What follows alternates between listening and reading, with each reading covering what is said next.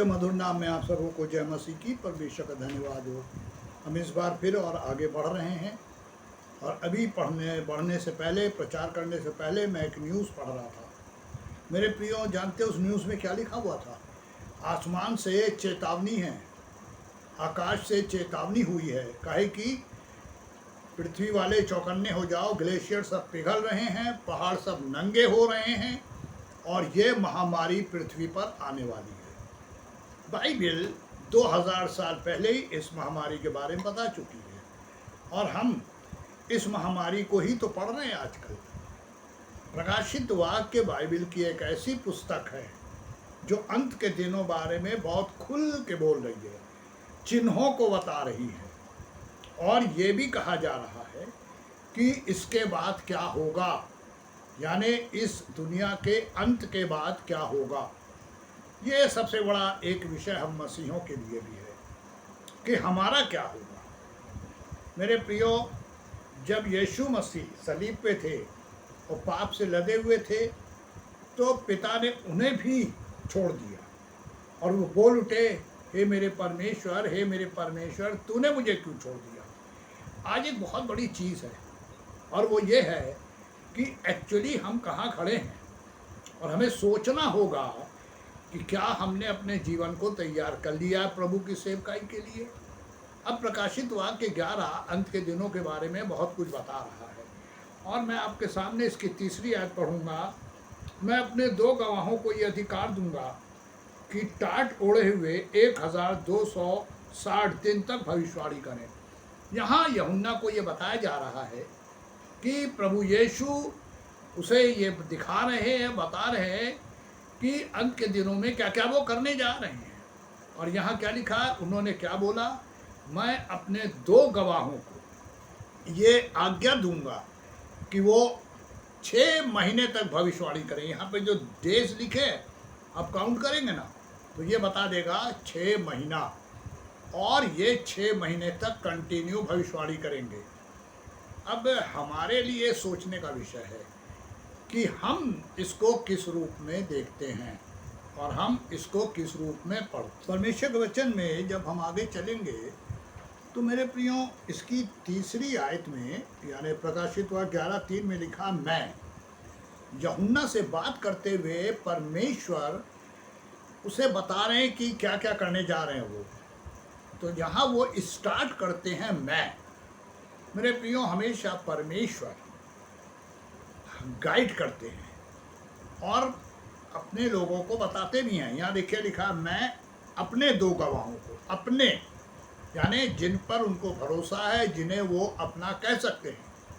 अगर आप प्रेरितों के काम पढ़ेंगे तो वहाँ पे जब पौलुस एविल स्पिरिट निकाल रहे हैं तो वहाँ पर इसकी कॉपी करते हुए, पतरस और बाकी चेलों की कॉपी करते हुए, एक वहाँ पे यहूदी थे, उनके 12 बेटे थे, सिकवा नाम था, वो भी कॉपी करने लगे।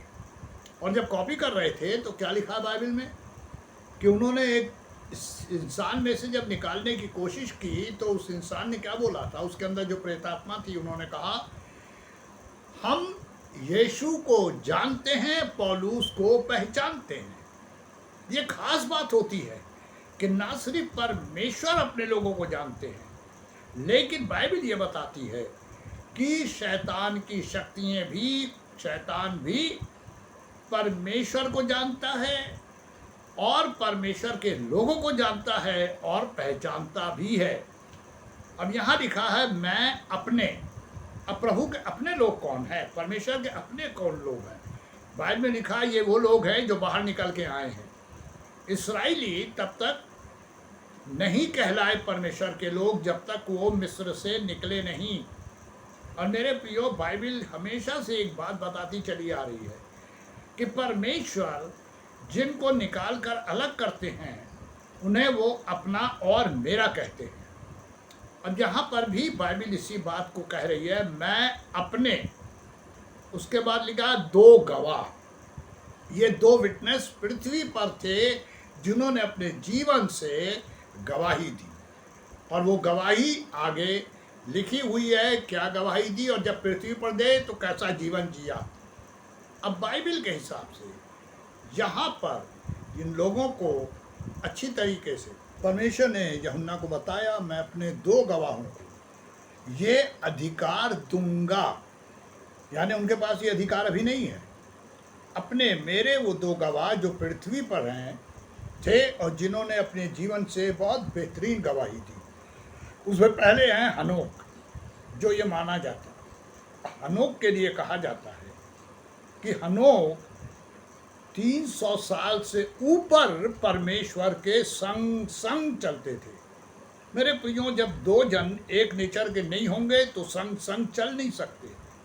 और यहाँ पर हनोक एक ऐसे प्राचीन परमेश्वर के जन हुए जो अपने जीवन के संपूर्ण समय में, यानी 300 से ऊपर ईयर्स तक जीते, परमेश्वर के संग संग चलते थे। और बाइबल कहती है वो गायब हो गए, लोप हो गए।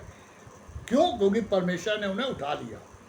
तो प्राचीन इनमें एक तो हनोक को माना जा रहा है 2 गवाहों में, और एक माना जाता है मूसा को क्योंकि मूसा अकेले एक ऐसे शख्सियत थे जिनसे परमेश्वर आमने सामने बात करते थे। ये बात उन्होंने गिनती 12 में भी वर्णन किया है, पहले 5 आयतों में। तो मेरे प्रियो, यहाँ पे वो कह रहे हैं मैं अपने 2 गवाहों को क्या करूँगा? अधिकार दूंगा। इस चैप्टर को और अच्छी तरह समझने के लिए हम थोड़ा सा प्राचीन पुराने नियम में जाएंगे।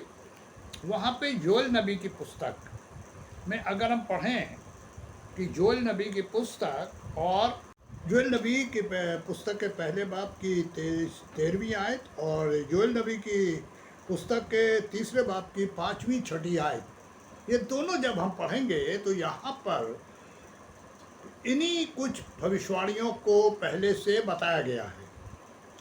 समय नहीं मेरे प्रियो को उसको इतना डिफाइन करें, लेकिन हाँ, बाइबल ये बता रही है कि पुराने नियम में भी योएल नबी इन दिनों के, इन गवाहों के, इन परिस्थितियों के बारे में बता रहे हैं। मत्ती 11:21 में प्रभु यीशु मसीह ने भी इन बातों को बताया। तो यहाँ लिखा है, मैं अपने 2 गवाहों को क्या करूँगा? ये अधिकार दूंगा। उनके पास है नहीं, मैं दूंगा कि वे टाट ओढ़े हुए 1260 दिन तक भविष्यवाणी करें। टाट, मेरे प्रियो, जब किसी भी चीज़ के लिए पुराने ज़माने में विलाप किया जाता था तो जो विलाप करने वाले होते थे वो अपने कपड़ों के ऊपर टाट पहन देते थे। पुराने भविष्यवक्ता भी जब खतरनाक भविष्यवाणियाँ करते थे, बर्बादी की भविष्यवाणियाँ करते थे, तो वो टाट ओढ़ लेते थे। योना नबी भी जब परमेश्वर योना नबी निनवे के बारे में जब बोलने निकले तो टाट ओढ़ा। मेरे प्रियो, बाइबल ये बताती है कि टाट उस समय इस बात का चिन्ह होता था कि कोई खतरनाक चीज़ सामने आने जा रही है जिसकी भविष्यवाणी हो रही है, और शोक का ये चिन्ह होता था। तो परमेश्वर के वचन में यहाँ लिखा है, मैं अपने 2 गवाहों को ये अधिकार दूंगा। एक हनोक और एक मूसा के बारे में प्राचीन जो बड़े परमेश्वर के जन हुए उन्होंने यही बात बताई है। मैं नहीं जानता ये 2 गवाह कौन है, लेकिन है ये पृथ्वी के ही जो परमेश्वर के यहाँ बुला लिए गए, और आज वो हैं और ये फिर ज़मीन पर आएंगे। लिखा है, ये अधिकार दूंगा कि वे टाट ओढ़े हुए 1260 दिन तक भविष्यवाणी करें। टाट ओढ़ना विलाप का चिन्ह, और 1260 का मतलब होता है 3.5 साल। मेरे प्रियो, बाइबल में 7 और 3.5 इनका 2 अलग अलग अर्थ बताया गया है। यहाँ बाइबल ये बता रही है कि परमेश्वर आज्ञा देंगे और ये अंत की भविष्यवाणी करेंगे, बर्बादी की भविष्यवाणी करेंगे। इसीलिए पहले लिखा हाय हाय, और जब हाय हाय लिखा है तो वहाँ 3 बार है, हाय हाय हाय। अब हम आगे चलेंगे और प्रकाशित वाक्य 11वें बाब की 4थी आयत में आएंगे। ये 2 गवाहों के बारे में यहाँ ये लिखा है, ये वे ही हैं जैतून के 2 पेड़ और 2 दीवट जो पृथ्वी के प्रभु के सामने खड़े रहते हैं। अब मेरे प्रियो, यहाँ पे एक थोड़ा सा अगर आदमी पढ़ेगा तो उसको थोड़ा सा कन्फ्यूजन हो सकता है क्योंकि यहाँ चौथी आयत में लिखा है जैतून के 2 पेड़ और 2 दीवट और प्रभु के सामने खड़े रहते हैं। तो खड़े होने का मतलब स्टैंड पर अगर है तो लिखा होता है ये लगाए गए हैं, पर यहाँ बाइबिल ये बता रही है कि ये 2 जैतून के पेड़ हैं। अब इन्हें पेड़ क्यों कहा गया? सीधी सी बात है कि परमेश्वर अपने वचन की गुप्त बातों को यहाँ पे जब लिखवा रहे हैं तो वचन में एक बिल्कुल खुली सी बात कही गई है कि परमेश्वर का जन इन चीज़ों को समझता है। जब यीशु मसीह तमसील में बात करते थे तो चेले हमेशा पूछते थे कि तू तमसील में बात क्यों करता है? तो यीशु मसीह ने कहा कि तुम्हें स्वर्ग के राज की भेदों की समझ दी गई है। आज परमेश्वर के बहुत से लोग हैं जिनके पास ये समझ है और वो प्रचार में इन बातों को बता रहे हैं। ये समझ पवित्र आत्मा के द्वारा उनके अंदर आती है और उनमें से होकर निकलती है। तो मेरे प्रियो, यहाँ लिखा है ये 2 क्या हैं? जैतून के 2 पेड़। पुराने ज़माने में जैतून इस्राएल में बहुत पाया जाता था, आज भी पाया जाता है, और मैंने भी देखा है जैतून का पेड़। जी हाँ मेरे प्रियो, मुझे परमेश्वर ने मौका दिया, मैंने यहाँ देखा हुआ है कि थोड़ागढ़ में जैतून का पेड़ होता कैसा है। मैं नहीं जानता कि आज वो है या नहीं है। मैं आज से 20 साल पहले की बात कर रहा हूँ, जब मैं प्रचार करने गया था। बाइबिल कहती है जैतून के पेड़ की एक खास खूबी क्या होती है? एकदम सीधा आ जाता है और इसकी हाइट बहुत अच्छी होती है। अमूमन ये 40 फीट के आसपास होता है। बाइबिल ये बता रही है कि आज ये किस साइज के हैं मुझे नहीं मालूम, लेकिन परमेश्वर के वचन में यहाँ लिखा है ये 2 जैतून के पेड़ हैं जो परमेश्वर के इकलौते पुत्र यानी हमारे प्रभु के, पृथ्वी के प्रभु के सामने खड़े रहते हैं। यहाँ पे यूहन्ना को पेड़ की तरह दिखाई पड़ रहे हैं, जबकि वो इंसान है। परमेश्वर ये बता रहे हैं अपने वचन के द्वारा 2 जैतून के पेड़ और 2 दीवट। और मेरे प्रियो, ये परमेश्वर के यानी पृथ्वी के प्रभु यानी हमारे प्रभु यीशु मसीह के सामने खड़े रहते हैं। इसका मतलब यूहन्ना यहाँ पर भी कुछ गूढ़ बातों को कह रहे हैं और बाइबिल ये कुछ बताती इसी तरीके से। मैं आपको सिर्फ रेफरेंस बताऊंगा, पढ़ूंगा नहीं, आप घर में पढ़ लीजिएगा। जकरिया नबी की पुस्तक उसके 4 बाब की पहली 14 आयत, वहाँ पर भी कुछ इसी तरह के दर्शन का बहुत खुल के वर्णन किया गया है, क्योंकि जकरिया नबी ने बहुत ज़्यादा खुल के वर्णन किया। अब पृथ्वी के प्रभु, पृथ्वी का प्रभु हमारा प्रभु है, जिन्होंने ये कहा था कि आकाश और पृथ्वी का सारा अधिकार मुझे दिया गया है, यानी वो पृथ्वी के प्रभु हैं। और ये 2 दीवट, 2 जैतून के पेड़ और 2 दीवट यानी जलते हुए दिए खड़े हैं, स्टैंड उस पर दीवट है, चमक रहे हैं। मेरे प्रियो, पेड़ और दीवट 2 चीज़ों को खास तौर से क्यों ये एक साथ दिया गया? क्योंकि ये दीवट जैतून के तेल से ही जल रहे हैं। बाइबिल ये बताना चाह रही है जो परमेश्वर के लिए यूहन्ना ये दर्शन देख रहे थे, उसमें उनको जो दिखाई पड़ा उन्होंने हमारे लिए लिख दिया। और बाइबिल ये बताती है कि ये दर्शन एक बहुत बड़ा चिन्ह है। यहाँ 2 गवाह हैं ऊपर 3री आयत में, और 4थी आयत में ये 2 जैतून के पेड़ हैं और 2 दीवट हैं। ये 2 गवाह 2 अलग अलग स्टेज पर खड़े होकर दिखाई पड़ रहे हैं और यूहन्ना इस दर्शन को हमारे सामने लिख रहे हैं। दर्शन इसलिए लिखा गया कि बाइबिल कहती है धन्य जो इसे पढ़ता है, जो सुनते हैं, प्लस जो इस पर चलते हैं।